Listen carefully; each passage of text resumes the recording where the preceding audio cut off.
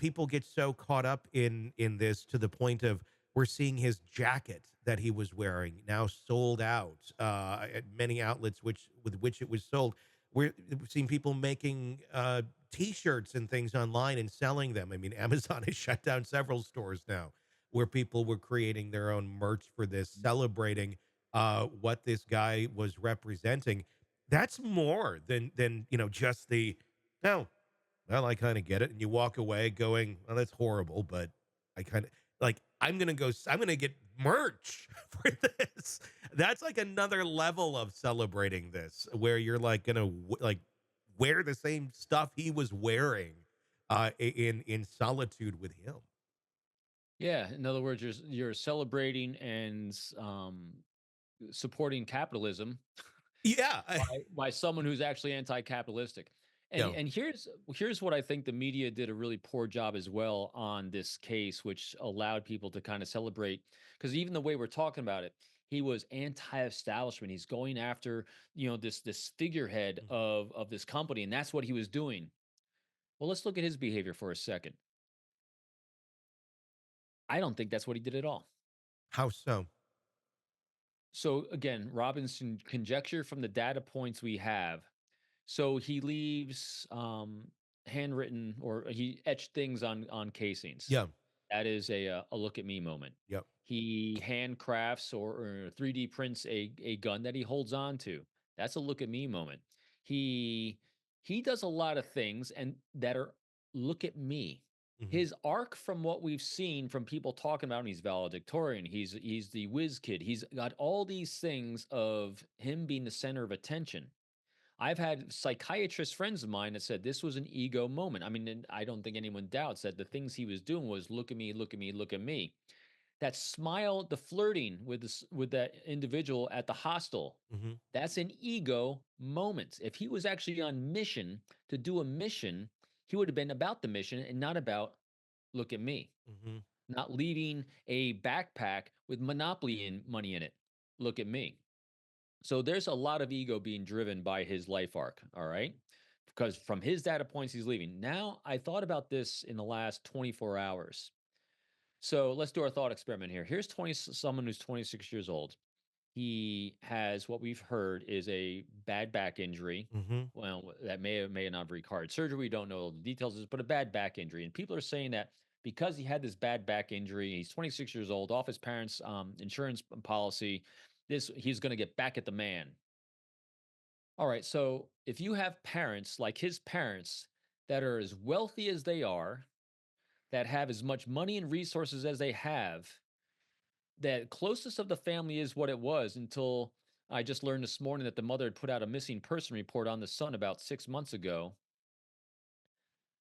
Wouldn't you, as a parent with that kind of resource, not worry about the health insurance you had for your kid? Would you not take care of that? Mhm.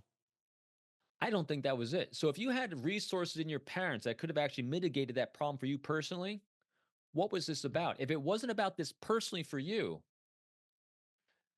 what was it about? The Mhm. only other data we have is ego. And then you capitalize when this all transpire. It all happened. This shift in his life where he went from 0 to 100 happened on this Hawaii. Something was going on in Hawaii. He goes to Hawaii, he falls off the grid. His parents put out a missing person thing. And then on Jesse Waters' show on Fox the other night, he interviewed this kid's roommate, Mhm.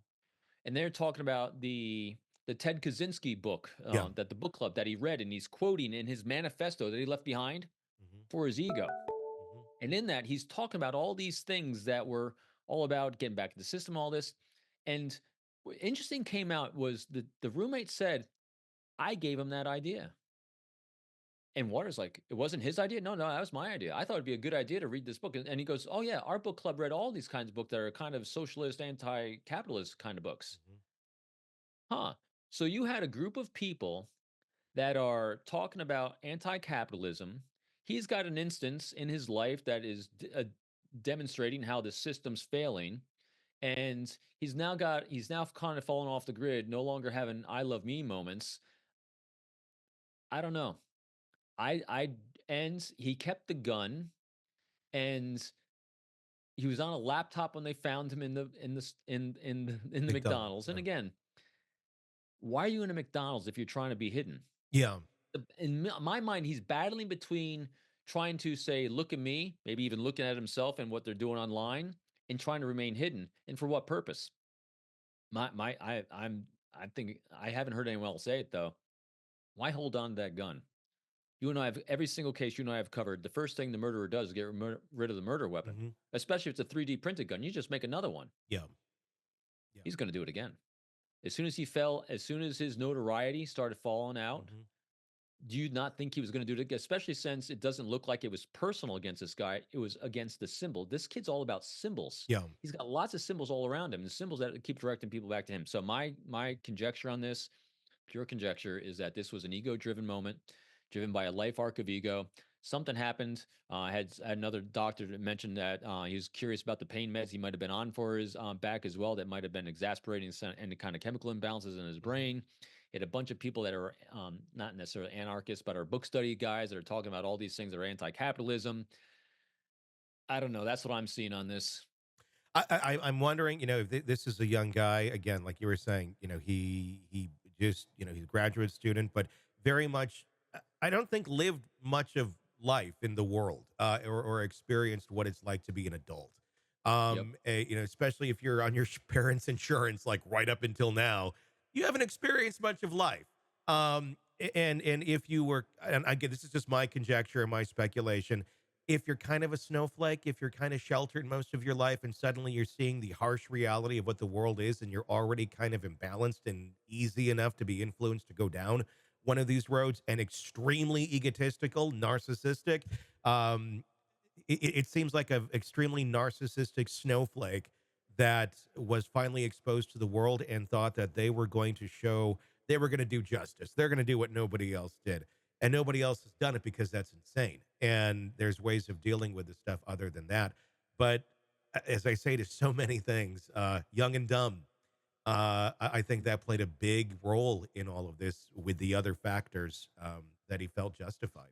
I mean, you can, again, doing the empathy here, where we're putting ourselves in their shoes. So I'm imagining, here I am, I'm in a book study, we're talking about this book, and you're sitting around a bunch of people that are validating each other, Hmm. and him saying, or someone saying, "Man, someone ought to just take out these CEOs and do something about it," and them all sitting around saying, "Yeah, man, someone should do it." And he's like, "I'll do it."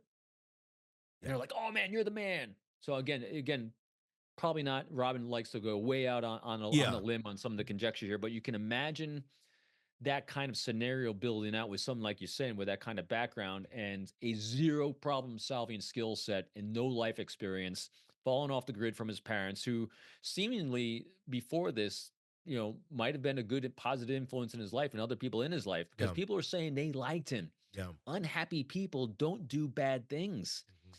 And he didn't seem unhappy until he went to Hawaii. Yeah. Something happened in that time frame. So that's where, as investigators, I'm going to be zeroing in.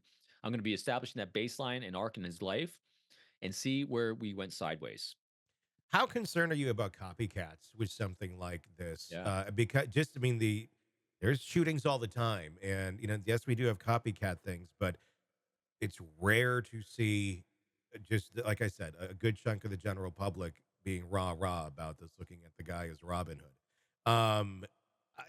I, I'm honestly surprised we haven't seen more of this sort of stuff going on. But sometimes when the floodgates open, they open, and I'm wondering if this is beginning, to open up that floodgate of pitchfork wielding people that are going to try and take matters into their own hands since the system has failed them. I am concerned on copycats on this one. A mitigator of that would be how the press is covering it. Hmm.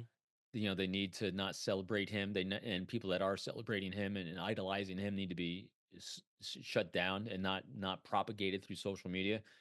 The thing that is on the positive side of this is the population that is celebrating him, that would be the copycats, are the wound collectors, are the victims, the ones that see themselves as victims. They are Hmm. generally not good, healthy problem solvers. And so they actually are, they a lot of times those people fear the start, I call it. And Hmm. so the start would be taking action to do something so radical, so drastic. One of the reasons why this type of group celebrates someone like him, because they don't have a lot of courage to do it themselves. Hmm. And so we have the threat of the copycat because of the celebrity notoriety he's getting, but the types of people that would do it generally are afraid of doing that kind of action. So I'm hopeful, But as long as the media keeps from celebrating him and highlighting these people that are celebrating him, I'm hoping that part of it will stamp down and people come out and say, listen, this was horrendous, and portray, because remember, look where all the attention is. Mhm. You and I talk about this all the time too. It's all on the criminal. Yeah. Let's talk about the victim. Let's talk Mhm. about his family. Let's talk about, the lives that have been destroyed by him. I've heard this guy's a self-made guy. Mhm. He did a lot of good things in his community. He was a great person. Yeah. No one's talking about him. Barely at all like this. They're all talking about this idiot Mhm. that murdered someone. So let's shift from the perpetrator of heinous things and let's get on to the victim, the family, and all the other people that are impacted by this. Mhm. So that I think will also help the copycats from not arising. Hey, thanks for checking out the video. Be sure to follow us wherever you download podcasts, and especially Apple Podcasts, where you can get advanced episode and premium content on our premium channel right there. Also, be sure to follow us on social media so you don't miss any breaking updates on the stories that matter to you most. We're on TikTok, X, Instagram, Facebook. Just search Hidden Killers Podcast with Tony Bruschi, and you'll find us right there. Again, thanks for watching.